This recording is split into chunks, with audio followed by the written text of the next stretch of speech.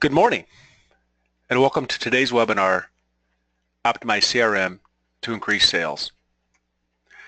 My name is Steve Waltz and I'm a Senior Sales Executive here on the Customer Engagement team at Innovi Consulting. This year I'm celebrating 30 years in the great field of selling. In those 30 years I've seen a lot of changes. Nothing like CRM. When I first started, I used to take my folders and stick them in my filing cabinet to keep record of my customers.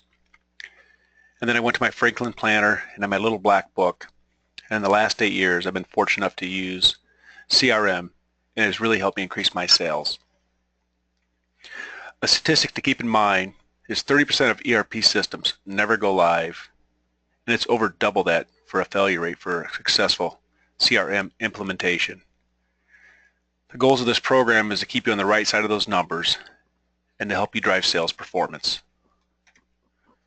What we're going to talk about today is understanding what CRM is and have a brief discussion about what is an ERP system. And we're going to talk about how selling is changing. And it's changing at a high rapid pace. I would say it's changed more in the last 5 years than the previous 25 years combined. And though that's changing, sales management is also changing and needs to adapt to the data that's available to you now, including CRM. We're going to discuss how you can leverage your data for improving sales. And most importantly, we're going to talk about how your organization should use CRM as a team. There's an old saying that the sales force might not be the company, but the company is the sales force. A question I get asked is, what is the difference between the two? Well, ERP stands for Enterprise Resource Planning. It is an automation of business software that enables your data to flow between processes to enable you to run your business more efficiently, if set up correctly. It's a business management solution. Years ago when it first came out, it was mainly accounting and finance. And over the years, it has production, supply chain, complete operations, sales orders, invoicing, real-time live. If used correctly, the efficiencies can be profound, but also, if not set up correctly, it can bring your company to its knees. CRM stands for Customer Relationship Management. Basically, it's to help you manage your business relationships and take it to the next level. So CRM will let you store and manage your prospect information, your customer information, contacts, leads, sales opportunities, all in one central location. It can be in the cloud, it can be on-prem. One thing to keep in mind is that they're not dependent on each other, but if used synergistically together, it can be a powerful growth engine for your sales. So can CRM help your company grow sales? Well, the answer is absolutely. CRM is going to allow you to access your information on a single platform immediately so everybody in your company can have access to it. It's going to allow you to track and measure your activities in the progress of how things are going. Also, CRM is going to allow you to build stronger relationships, especially with your current customers, because you're going to be able to have that information. Customer service can put their notes in. You can put your notes in. Other people can see where things are progressing. And by doing that, you take better care of your customers. It's going to allow you to put better plans in to win new ones, and by doing that, it's going to allow you to accelerate business growth. If you go to Salesforce.com's website, on the landing page it shows a 37% increase in sales after you implement CRM. That's a huge number. That's over a third increase in sales. There's been some changes going on in how sales are done. And what I'd like to do is really kind of get into understanding salespeople, but also understanding the role of salespeople within the organization and how the organization looks at sales. And what I have in the upper right-hand corner is a picture of a relief pitcher from the Chicago Cubs, C.J. Edwards, Carl Edwards Jr. And that picture is basically him flying, going around after Game 7 of the World Series with the W flag. As you know, the Cubs broke their 108-year drought. They had the lead. They blew the lead, And after a rain delay, they came back and won. And the W stands for the win. It's about winning. So the goal of this is to help you win more business. If you remember that game, the manager, Joe Madden, said even before the game that he had a plan in place, that he wasn't going to put another pitcher in an unclean inning, and he had these other things he was going to follow. But during the game, he changed what he said he was going to do. They blew the lead and almost lost. Theo Epstein, the president and architect of the Chicago Cubs, was asked a couple days later about some of the moves his manager made. And what Theo stated was, normally I'm a process-based person. You put the right steps and processes in place and follow it to lead to the ultimate goal. But in this instance, I became an outcome-based person because they won. And the reason I brought that up is that understanding salespeople, they're outcome-based. You know, the goal is to get the sale. And there used to be this old adage that sales forgives all sins. That really doesn't work as much today as it did years ago. Sales leadership and leadership within a company, well, they're more process-based. We want you to do this, this, and this. Well, now that you're going to be putting your activities into the system that everybody has access of seeing, is forcing salespeople to be more process-based. You know, a lot of them are used to kind of just basically doing their own thing and trying to get to sales. Well, the goal of this is for the company to win more business. And by following this, you need to follow some processes for documentation for follow-up.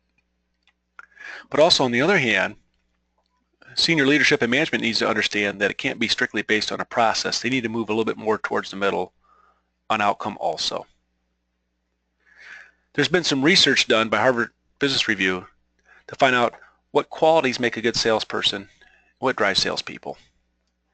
And they found these two qualities that make a good salesperson. And number one is empathy. The ability to feel, to put yourself in the shoes of the customer. You know, maybe things are going fine and then your key contact is left. Or maybe something has changed and the money that was budgeted is now not available, it gets pushed back. But also the salesperson has to put themselves in their company's shoes because maybe you're planning resources for that or already had it budgeted and all these different things. So it's kind of working on both sides. Number two is a strong ego drive, the need to conquer, right? Nothing like the winning of a sale. And it's really needed because there's a lot of failure in selling, a lot more failure than success. And if you think about baseball, as a hitter, if you fail 7 out of 10 times, you're an all-star. If you fail 8 out of 10 times, you're probably going to be looking for another job. That one, you know, why is that number so profound? Well, if you think about it, that's a 50% more increase. So let's talk about what drives salespeople. And when I first got into the research, I was expecting to see more of money, incentives, recognition. But in this study, they found that clarity of task was number one. Because no one likes to be told what to do, but people need to know what to do. Steve Jobs said, why would you hire highly talented people and tell them what to do?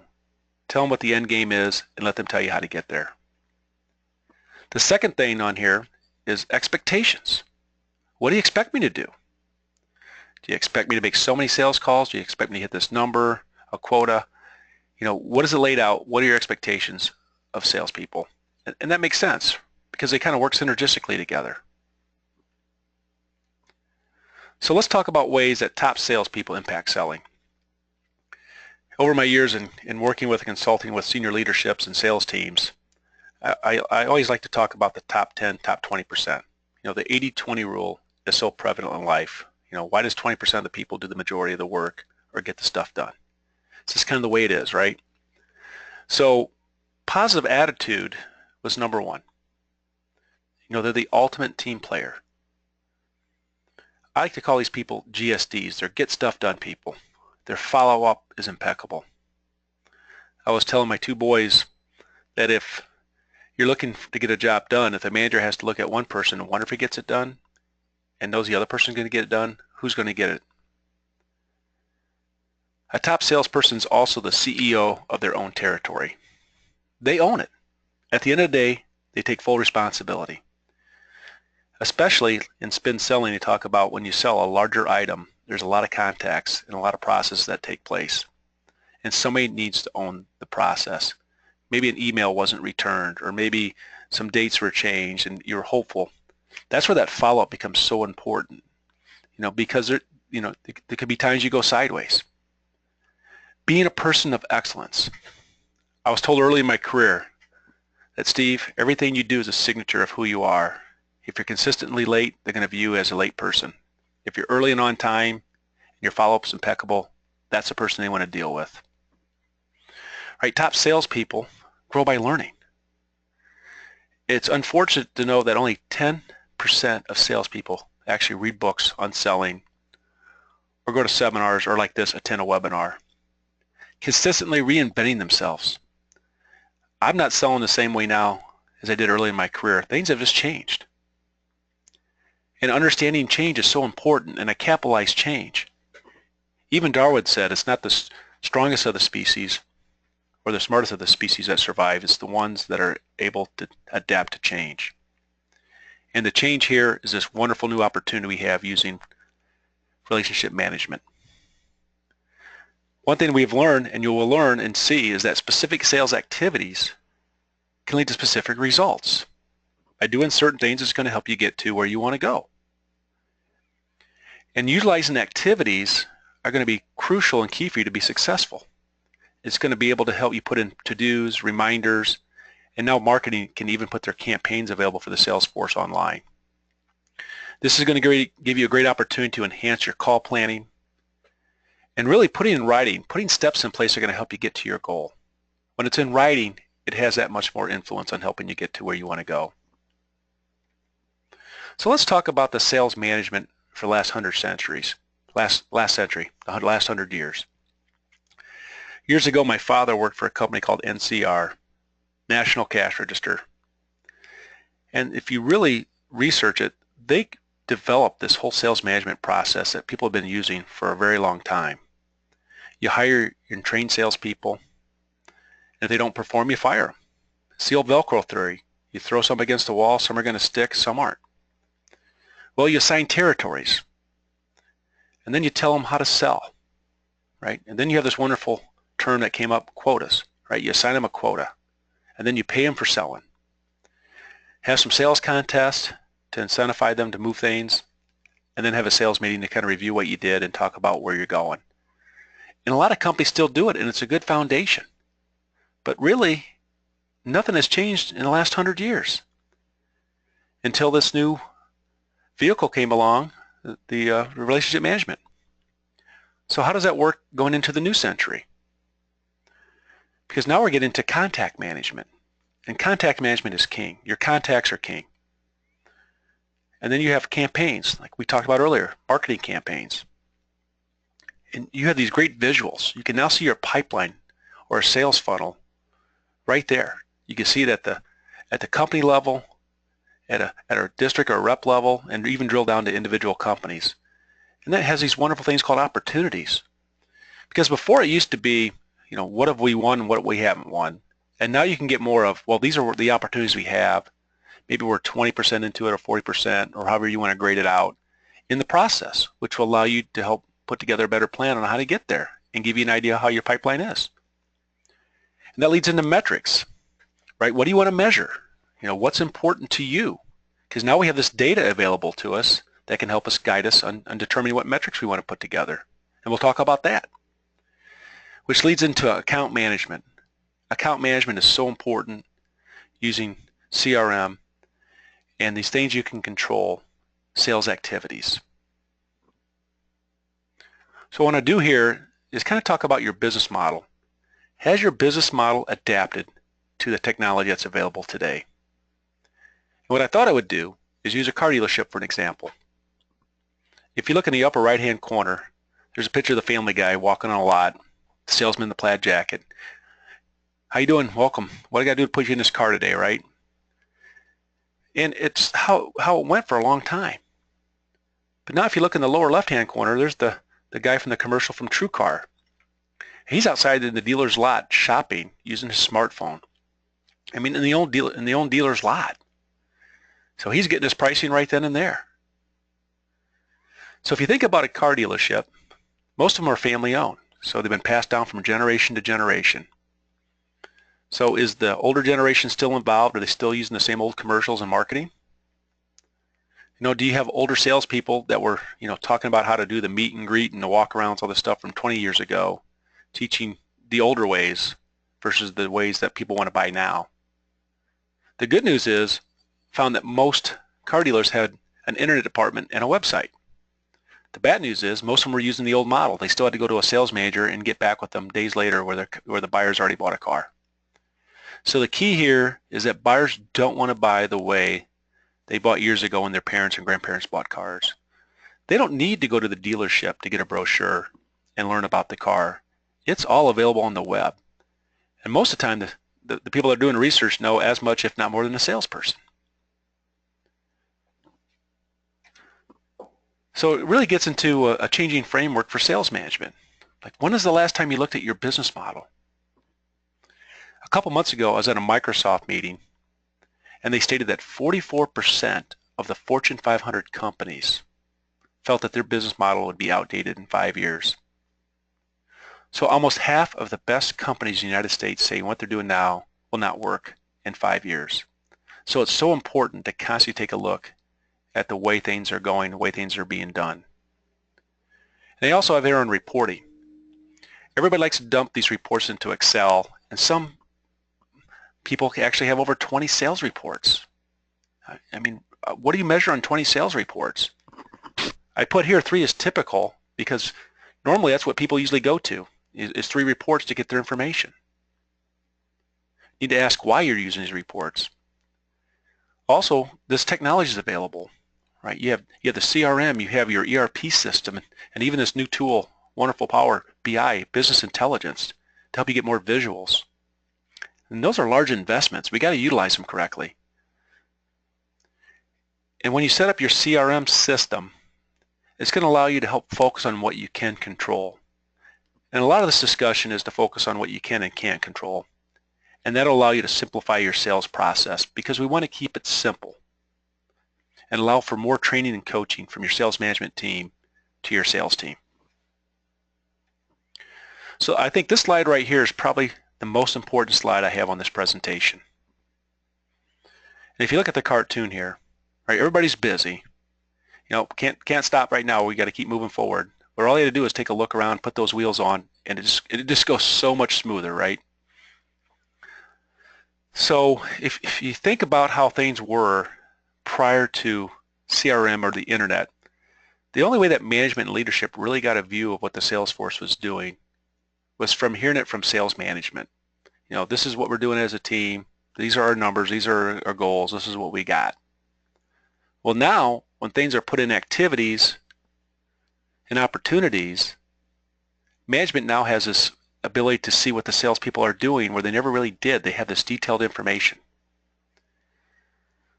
So CRM can be your frenemy, right? If you view it as an opportunity, it's going to be your friend. If you view it as micromanaging, it's not going to be your friend.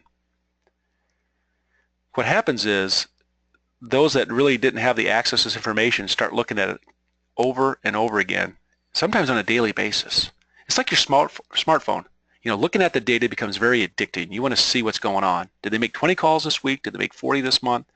Whatever they want to see. And we need to be careful because we don't want to fall into a culture of inspection. Okay, we want to fall into a culture of coaching. Because if you use the data for compliance, it's going to create a lot of anxiety. Okay, let's say a sales team has outside territories. Some are large, some aren't. Some have large accounts, some have smaller accounts. It depends on the geographic areas. There could be fluctuation on that, so people need to be aware of that. But also maybe somebody aren't making the calls that they should make the calls or documenting the calls they need to make. Those are coaching conversations. I notice when you put the calls in, we're able to use that information to improve our customer service and really help us do our forecasting. Is there ways that we can work together to get this improved? Those are the conversations that need to happen. If you get into you're supposed to make your 10 calls, then you only made 8 this week. Why is that? Well, it depends on the situation, but normally those aren't the conversation you want to have on a consistent basis. Those are the one-off conversations that you want to have. Because as I showed you earlier in that slide, the goal is winning. You want to win accounts. You want to win the business. So this huge opportunity can allow the sales management group to work with the sales reps on account planning and productive sales activities and how you want these things documented. Because things are real time when they're put in there. So it needs to be really, the plan needs to be put in place prior to going live on the CRM on what's acceptable, what's not acceptable. We also need to choose the right metrics. What do you want to measure, right? What metrics will be used for measuring your sales? Now, I'm old school. I believe if you're going to measure something, the goal is to measure it so you can improve it. But the question you need to ask yourself when choosing your metrics is, can you manage the metric? And that's something that hasn't really been done before, because everybody wants to measure revenue, closing rate, market share, but you can't control those. You can influence them, but you can't control them. Can you control the number of calls a rep makes? I think so. The number of activities? Yes, you can. So those are the things we really need to focus on so we can fine-tune those and have more control. Over the years, I can't tell you the amount of sales management groups I've talked with or sales teams, and the typical management response is when they hire their salespeople is to tell them, I need you to meet your quota. You need to increase your sales. You need to make this many calls. Get your quota. And most salespeople are sitting back going, well, if I knew how, why don't you teach me how? Show me how. And so you have this great coaching opportunity where you can now show them how to use the data to achieve it. Because everybody seems to skip a step when they do that. You just tell somebody, we'll hire more salespeople, or we'll make more sales calls, or we're going to talk a little bit more on other ways of doing it to help you get better results. Because we want to focus on what's important, right? What objectives actually make sense? We don't want to be a checkbox organization, just do something for the sake of doing it. We want to be able to put our plan in place and find out, what's going to make this move forward. And when you write it down, it's going to allow you to help you reach it and make a plan. And you're more apt to reach it when you have it in writing and able to follow through with it versus just saying you're going to do it. One of the ways you want to set this up for your account planning is to have this discussion with your customers or your prospects, utilizing ideal language for success. And the reason I have Patrick here from SpongeBob with that look, that's the look I get from people. Huh? What does that mean? Well, it's something that most salespeople don't do, and it's kind of surprising because you think, salespeople should be good at asking questions. But ideal language is really setting the account up for success. And how do you do that? Well, we don't assume it. We need to ask. So, Mr. Customer, what does success look like to you? And the customer actually has to pause, put some thought into it, and then tell you, right? And then a great follow-up question is, what's going to stop us from getting there? What resources do you need? What resources can we do to help you, right? Do your people get it? I can't tell you how many times I'll speak with the leadership group and then speak with the sales team and see the disconnect on understanding what the same goal, what the goals are. Are they aligned? What would they say if I said, what are your goals in the company? Would they say the same thing as leadership? But as you're working with customers, you want to build the ROI. And each step, and discuss each step on how to get there and hold each other accountable, because it's a partnership, right? We're the trusted advisor. We're trying to help them get to where they want to go. So once we do this and kind of get an idea of what their initiatives are, what their goals are, it's going to allow us to put together a good plan. But we also need to understand what we control and what we can't control, right? Because very simply, you cannot control revenue or the outcome of business result. We can influence it, but at the end of the day, if you tell your sales rep, I need 300,000 more by the end of the year, well, can they control that? They can't, they can't control if somebody's going to buy or not. They can influence. So there's things you can control, and that's what we're going to talk about. What can you control, right? There's a couple things you can control. One is the business objectives, and the other is sales activities. I would say the business objectives are what skip the most, because you have the result, you want to get more revenue, go make more sales calls, more activities. So identifying the business objectives are key to making CRM successful for you. So here I have a chart of success. It's a three-step process, and as you can see, the arrows are going down, and the next slide I have the arrows going sideways to help simplify it more. But I wanted to get in the weeds a little bit here because we want to identify the results of what you want to achieve with the salesperson or as a sales team. Right? Do you want to increase revenue? Do you want to increase market share? And then the second thing here is what I just said a little bit ago is normally skipped, the objectives. You need to select and quantify the best way or the best objectives on how to get there. Right? You might want to get new customers, new prospects. Maybe you have a new product launch coming out. Maybe a review of current products. And then when you figure out that route, now you can put your objectives together or your sales activities. And you want to do the sales activities that make the most sense for what you're trying to accomplish. I mean, it sounds simple, right? But it's really not done a lot. And then you want to manage them relentlessly. Only 10% of the salespeople follow up more than once. 80% of the sales are made between the 5th and the 12th sales contact. And yet, not even 10% of people make more than 5 calls. Those are profound numbers. So this is going to help you get there. So I take the chart of success and I kind of put it together and making a plan. So let's talk about these categories. The business result. This is the end game. This is what we want to achieve. We want to increase revenue, gain market share, increase margin could be on there. Now the sales objectives. How are you going to do that? We talked about new products, maybe new customers. Maybe we realign territories. Maybe we're losing customers. Maybe we need to improve our customer service.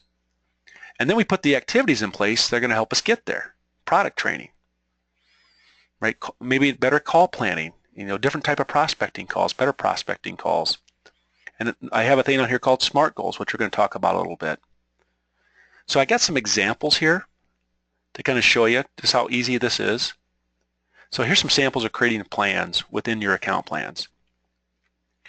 Let's say we want to increase revenue by adding new customers.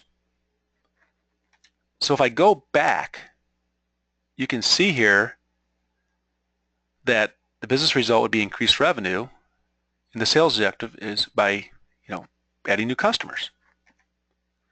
So the activity would be increase the number of prospecting calls. That was simple. But if you're going to increase the number of prospecting calls, you're probably going to take time away from other things. So we need to understand and make sure that's the right route we want to go. Secondly, we want to increase revenue by selling more to our current customers. So what are activities we can do for that? Maybe we can be better at account planning, getting back to that ideal language. Where do they really want to go? Maybe there's some products that we're not really well versed on. And maybe we bring in a product expert. Example might be, let's say you're selling stoves to restaurants. And what are the main objectives for everybody? We don't have the time and we don't have the money. But yet the pain conversation is, what happens if your stove goes out on 7 o'clock on a Friday afternoon? What's that going to do to your business? So in essence, you get to the point where maybe you bring in a couple of manufacturing reps that have stoves and set it up for them to kind of go over the features and benefits and what their stoves can do. That'd be a great activity. And then you can set up a follow-up activity to see how that call went, and then determine at that point what your next activity is going to be. Maybe they like that brand of stove, or maybe they didn't, they want to see the next one. Then this allows you to move your plan and the flow very smoothly. And we also need to understand that account planning is enhanced by using SMART goals. And what are SMART goals? Well, SMART goals that you create basically are goals that are very clear. They're specific. Every one of these letters has a meaning. It's a specific goal. Like, why do you want to do it? Are you just doing it for the sake of trying to do it, or is it going to help them meet their goals and their plans and also your company's? Is it measurable? Are you able to track the progress of where you're at in the process? And is it attainable? I mean, we have reach goals. Everybody has reach goals, but is this one able to be accomplished, do you think? And is it relevant? Is it worth doing, right? And also, the last part would be timely. We need to have a timestamp on it, a deadline, because if you don't have a time where this activity is going to be done, then you really have no sense of urgency. And we kind of need to establish that, and it's a workable document. Let's say let's get back to the stoves. Let's say you're on your SMART goal. Your goal is to have the manufacturer go in by the end of April. Well, let's say that the rep can't make it now till May. Well, you just move it out till May. And then when they get that done, then you put the next step in with the timestamp on that. They didn't like that stove. We need to bring another manufacturer in. So let's get the next manufacturer in there by the end of May. So you're allowed to basically keep that moving forward. So as we're doing our account plans, which is so important in CRM, it becomes to where this is probably the most important documentation when you're doing it is your account plans, because you need to have a list of key contacts for each account. Your contacts are so important. Names, extensions, emails, maybe even links to their LinkedIn profile, whatever social media things that the company belongs to. Also, maybe they have their own website pictures of who their leadership is or whoever you're dealing with. And then you're able to put in your activities. And you're able to put notes in. Let's say you met with somebody 2 months ago and had a great hour conversation. I don't know about you, but if you ask me 2 months later, I'm not going to be able to recall. You're able to put your notes in for not just you to see, but other people in your organization. Maybe somebody in your delivery or service or customer service can now go in and look and see that you did 2 months ago, or maybe you can go in because there's an issue and see that they went in this morning and did something. It's going to allow you to put in follow-up activities. We talked about the timestamp. Maybe we want to follow up with them in 2 weeks after we just had a call with them. So 2 weeks later, when you open up your CRM, there's the activity. We talked about SMART goals. Maybe instead of doing SMART goals for all your accounts, we look at doing it for key accounts. And you can go online and Google SMART goals, and there's all sorts of charts and information out there on how to do it. But when you determine your goals, you want to establish what are drivers and what are barriers. What's going to drive the customer to want to do this? Like, let's talk about the restaurant. Well, what's going to drive them is if they don't and the oven breaks, it could shut their business down. The barriers would be they don't have the money budgeted for this period of time. So maybe we can talk about financing. But we need to kind of know both what's working for and against us. And that's going to allow us to plan our activities to keep things moving forward to get to the next step. So I would recommend that your top accounts have SMART goals, and then you review them with your manager. If you're the salesperson, you review them with your manager, but also the company should have a couple key accounts that have SMART goals, and the sales manager should be able to review that with the leadership team to make sure they're involved and they got skin in the game to kind of see what the salespeople are doing. Because it's, as we talked about before, CRM is for the company, not just for the sales team. And when you review your SMART goals on a regular basis, maybe quarterly meetings or maybe even remotely, it's going to allow you to kind of get up to date and maybe have other ideas you can do. And even if you do it with the other sales reps, if you're a salesperson, that can have huge advantages. And when you document all this stuff, the great thing is it's going to allow you to have better quarterly and annual reviews with your accounts. I don't know if you have quarterly and annual reviews. I highly recommend it, especially with key accounts. I remember years ago, I called in a large nursing home chain, and they felt that they weren't getting the service that they wanted. Was able to document all the in-services, all the follow-up with the accounts that I had along with others. And I had that with me. So when I reviewed all that data with the leadership of that group, then it all changed because I had the documentation to support that. And that allowed a great quarterly review, and it set other things in place to help them with their initiatives. And then an annual review can be helped with that also, but really a chance to hold each other accountable on getting them to their goals and initiatives. And like I said before, to have the skin in the game. When you ask somebody, where they're at, where they want to go, and then hold each other accountable, that's when great things happen for both. So let's talk about some stops and starts of CRM, if you're using it or thinking about using it. In the first slide, the first part of the slide is focusing on outcomes. It's hard to ask somebody to stop focusing on outcomes. But as we talked about earlier, you really can't control revenue or your closing rate. We can influence it. I mean, it's something that's there, but we need to start focusing on what we can manage, right? We can manage our account plans, our activities, our impeccable follow-up. We want to stop using data as a motivator. I noticed that the 10 calls you're supposed to make, you put them all in our Friday afternoon. Well, that's an opportunity. You use the data to coach. Maybe they're on the road all week and that's why they put them in there. Or you can talk about, when you put those activities in sooner, it allows us as a company to manage the customer so much more effectively. And you can stop asking for more activity. We need to identify the right activity. And that's the great thing about having these account plans. If we want to do this, as we talked about on the stove, by having the manufacturers come in, that's going to basically leverage each one of those and kind of narrow it down. And those are good activities versus just, I'm going to go in and see how things are going with their stove, right? Also, we want to stop talking about how we're going to use CRM. We want to leverage the data and leverage the information in CRM. So I hope that was helpful for you. And what this webinar was for is basically to have you understand as an organization to make it successful. And what we're going to be doing here in a couple of months, our director, Tom Dorn, is going to be doing a follow-up webinar on basically how to set up the CRM within NAV. Even if you're not using NAV, you're using another CRM, Tom's going to show how to set up activities and campaigns to kind of get in the weeds a little bit more. Another thing you can do is you can reach out to your account manager if you have more information on the CRM that's maybe if you're currently using Navision that has it, or if you're using another one like Salesforce or Dynamics CRM. We'd be more than happy to see what we can do to help you on that. And also you can feel free to contact me at my email address here, swaltz@novia.com, and my phone number is listed before.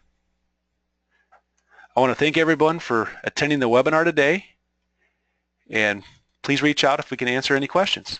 Have a great day.